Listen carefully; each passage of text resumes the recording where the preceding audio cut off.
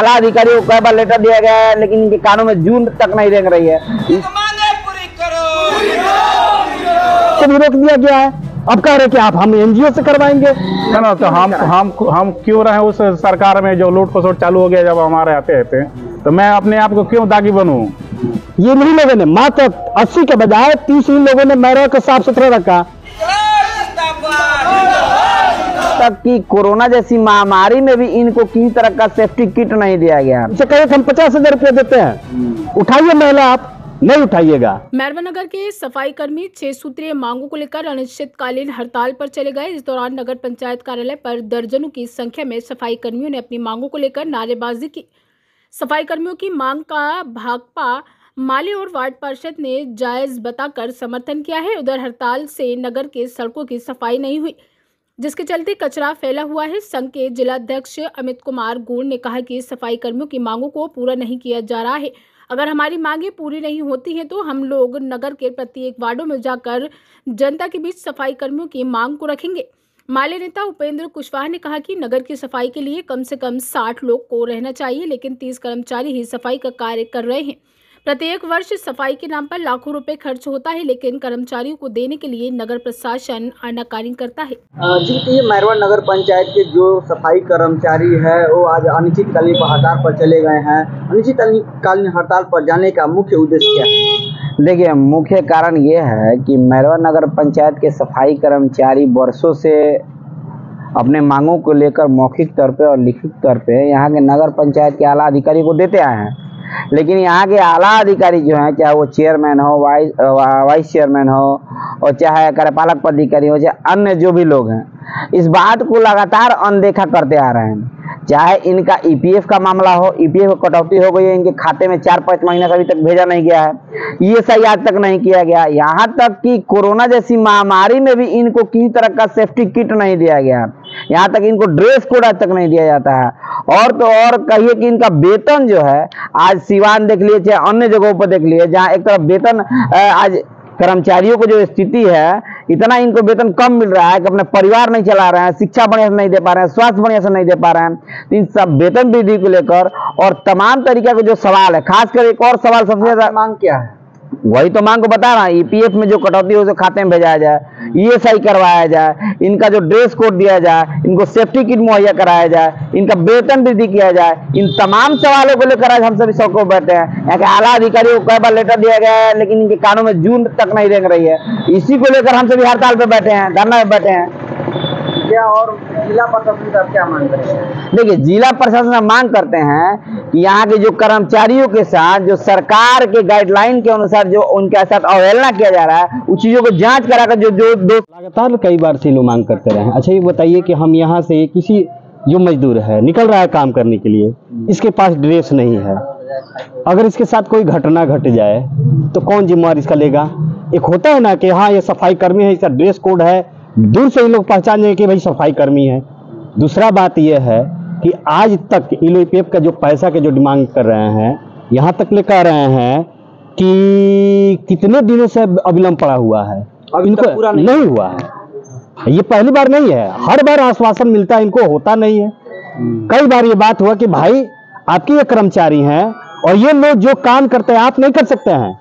ये लोग जो काम करते हैं, मैला उठाने का जो कार्य करते हैं, शहर को सफाई करने का कार्य करते हैं, हम तो अदरवाइज किसी से कहते हैं कि आपको 50,000 रुपये हम देते हैं मंथली, कीजिएगा? आप नहीं कीजिएगा, कोई नहीं। लेकिन ये जो मजदूरों का पैसा है, जो सबसे निचले तबके के लोग हैं जो ये काम करते हैं, उनका भी पैसा देने में आप आनाकानी करते हैं। और मैं तो ये कहता हूँ कि यहाँ का बोर्ड जिम्मेवार है, ये आपके क्षेत्र के मतदाता हैं, और इनके विषय में आपके बोर्ड में बैठकर कानून बनाने का आपके पास फुर्सत नहीं है। क्यों नहीं बनाइएगा बताइए? आप इसी क्षेत्र के हैं, इनके कर्मी भी इसी क्षेत्र के हैं, और बोर्ड के जितने भी लोग मेंबर यहाँ चुन के आए हैं इसी क्षेत्र के हैं। और ये चीज दुर्भाग्य है, इन्हीं के क्षेत्र से चुन के आने वाले लोग इन्हीं के दर्द को नहीं समझते हैं। अरे भाई, हम तो कह रहे हैं कि जितने भी बोर्ड के मेंबर बैठे हुए हैं उनसे कहिए ना, उनसे कह दीजिए, हम कह रहे हैं आपसे थोड़ा सा तीखा में, उनसे कहिए कि हम 50,000 रुपये देते हैं, उठाइए महिला, आप नहीं उठाइएगा। लेकिन इनके वेतन बढ़ाने की बात होगी तो आप बोर्ड में बैठकर इनका वेतन नहीं बढ़ाइएगा, इनके इसी पर आप राजनीति कीजिएगा। ये गलत है। हम उनसे तो कह रहे हैं, बोर्ड से भी कह रहे हैं कि अरे भाई क्या बात हो गई है, हम माले के लोग हैं, जब भी किसी के साथ अन्याय होता है हम उनके साथ बैठ जाते हैं। इनके साथ क्या अन्याय नहीं हो रहा है? 10 साल से सफाई के लोग काम कर रहे हैं, उस काम में निपुण है, लेकिन इनको कुशल मजदूर का तमका नहीं दिया जा रहा है। क्यों नहीं दिया जा रहा है? इसलिए नहीं दिया जा रहा है कि उनको कुशल मजदूर का तमका दे देंगे तो उनका तनख्वाह बढ़ाना पड़ेगा। ये सच्चाई इस बोर्ड की है। अरे भाई, आप कितने दिन तक आप रखिएगा?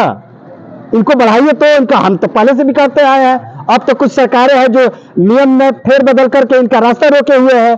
पहले था कि संविदा कर्मी पर बहाली करके उनको नियमित कर दिया जाता था, आज उसको भी रोक दिया गया है। अब कह रहे कि आप हम एनजीओ से करवाएंगे। अरे भाई, एनजीओ में तो यही लोग आएंगे। आप एनजीओ से करवाने का क्या मकसद है? एनजीओ से करवाने का मतलब है कि और करप्शन को बढ़ावा देना। करप्शन को बढ़ावा देता है एनजीओ, और आप कह रहे हैं कि काम नहीं करता है। ये अपने प्रति मजबूती से काम करते हैं, अपने जो कर्तव्य है उनको निर्वहन करते हैं। आप खुद समझ रहे हैं, ये मजदूरों के हित की बात नहीं है, ये अपने हित की बात है।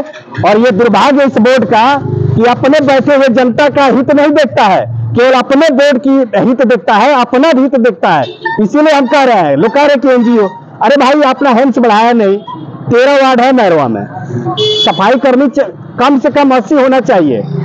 30 गो मजदूर लोग मिल के पूरे मैरवा की सफाई कर रहे हैं। आपको तो इनका धन्यवाद देना चाहिए, लेकिन धन्यवाद देने के बजाय आज एक और बात कह रहे हैं, और कह रहे हैं कि इनको यहाँ से यहाँ नहीं रखेंगे, दूसरे जगह भेज देंगे, वहां जब हाँ दूसरे गांव में। पहले आप कारण नोटिस बताइए ना, क्षेत्र में जाना है। आप बताइए, हमको ये बताइए, आप कह रहे हैं कि इनके काम से हम संतुष्ट हैं, इनका काम ठीक है।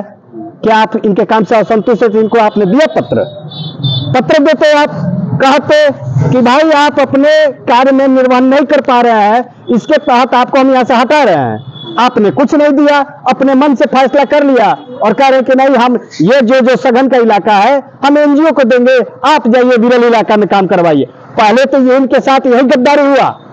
आप अपने, ये सबसे बड़ा गद्दारी है। यही चीज है कि आज तक ये नहीं लोगों ने, मात्र 80 के बजाय 30 ही लोगों ने मैरवा को साफ सुथरा रखा। अब इनको यहाँ से आप हटा रहे हैं, इनका रास्ता बंद कर रहे हैं। कहने का देखिए, ये कहने की छोटी मोटी बड़ी नहीं है, ये बड़ी बात है।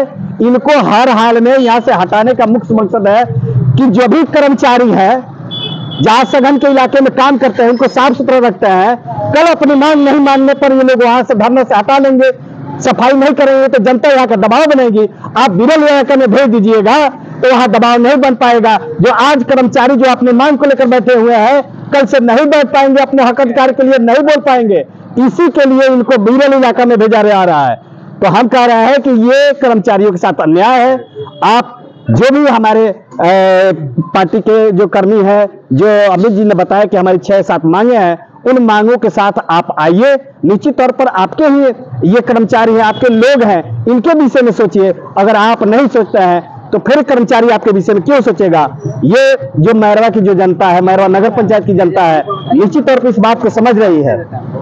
इसलिए हम कहना चाहते हैं कि इनके जो मांग है वाजिब है, इन मांगों को आप मानिए और मांग करते हुए इनके साथ न्याय कीजिए, यही हम लोग का मांग है। उपेंद्र साहब, पूर्व जिला पार्षद, जिला कमेटी नेता, भाटपा माले। कहेंगे आप? सबसे पहले पिछले वर्ष जो हमारे जो नगर पंचायत के जितने सफाई कर्मचारी थे, बोर्ड में मैंने लड़ करके इन लोग का ईपीएफ का मतलब भुगतान के लिए पास करा करके, मतलब जो भी था हम लोग किया। और आज 1 साल हो गया, आज तक इन सफाई कर्मियों को मतलब खाते का ना ईपीएफ का पैसा गया और ना कुछ गया। रही बात, आप तो उसी सरकार में थे, अभी चेयरमैन साहब के साथ थे 6 महीना, तो आप फिर 6 महीना ना तो हम क्यों रहे उस सरकार में जो लूट खसोट चालू हो गया जब हमारे आते थे, तो मैं अपने आप को क्यों दागी बनूं? मैं कहना चाहता हूँ ये चीज, क्या पूरे नगर पंचायत मैरवा में जो अभी हम लोग के पास जो सफाई कर्मचारी है, क्या सफाई नहीं करते हैं? करते हैं। पूरे पूरे नगर पंचायत मैरवा में 8 लाख, 8.5 लाख, 9 लाख रुपया खर्चा होता है सफाई कर्मचारी होगा, मतलब डोर टू डोर हो चाहे मिला करके। अब क्या स्थिति हो गई कि उस टेंडर को मतलब करने के लिए 15 लाख से 20 लाख रुपया टेंडर किया जा रहा है। तो ये तो साफ जाहिर हो रहा है कि मतलब यहाँ तो लोड खसोट करने के लिए यहाँ पे काम कर रहे हैं लोग। रही बात सफाई कर्मचारियों के लिए, सफाई कर्मचारियों के लिए हमेशा मैं खड़ा रहता हूँ और इन लोगों के खिलाफ, इन लोगों के मतलब पक्ष में हमेशा मैं लड़ता हूँ। जब ये लोग कहते हैं कोई बात, मैं अपने बोर्ड में लेकर बैठता हूँ और बोर्ड में भी कहता हूँ, मगर बोर्ड में कुछ ऐसे लोग भी हैं कि इसका विरोध करते हैं। मैं अकेला आदमी हूँ कि मैं हमेशा सफाई कर्मचारियों के लिए ईपीएफ से लेकर के सेफ्टी से लेकर के और क्या बोलते हैं स्वास्थ्य से आवाज लेकर उठाते हमेशा रहते लिखित, अभी जाकर पता करिए। हमेशा आवाज उठाते हैं, लेकिन आपका बात नहीं सुना। कारण है बता रहे कारण ये है कि लगता है कि उन लोगों को अपने जेब से पैसा देना पड़ता है, जबकि नियमावली है, नियमावली के एक्ट के अनुसार अगर देखा जाए जो सरकार का जो रेट है, और रेट अगर यहाँ हमारे सफाई कर्मचारियों को मिलती तो इतना बखेड़ा इस नगर पंचायत में कभी नहीं होता। इसी को लेकर आप लोग धरना। नहीं, पहले चीज तो हम एक बात जान लीजिए, इस बार जो भी डोर टेंडर होगा इसका साफ हम विरोध करेंगे, और जो भी नियम संगत होगा सरकार का जो नियमावली है उस नियमावली के अधीन इन नगर पंचायत में काम होगा।